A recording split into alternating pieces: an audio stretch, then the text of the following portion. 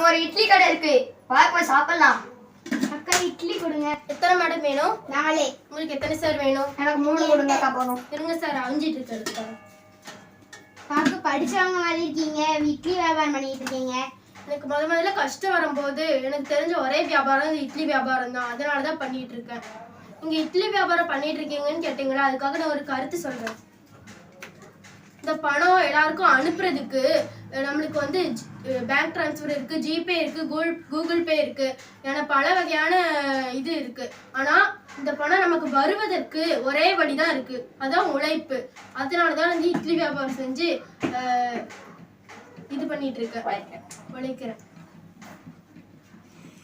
ஓகேக்கா, உங்க கடை இன்னும் மேலும் மேலும் சிறப்பாக, உங்க வியாபாரம் நல்லா இருக்கணும்.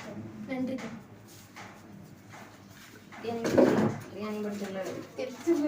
பணம் வர்றதுக்கு ஒரே வழி, பணம் வர்றதுக்கு ஒரே வழி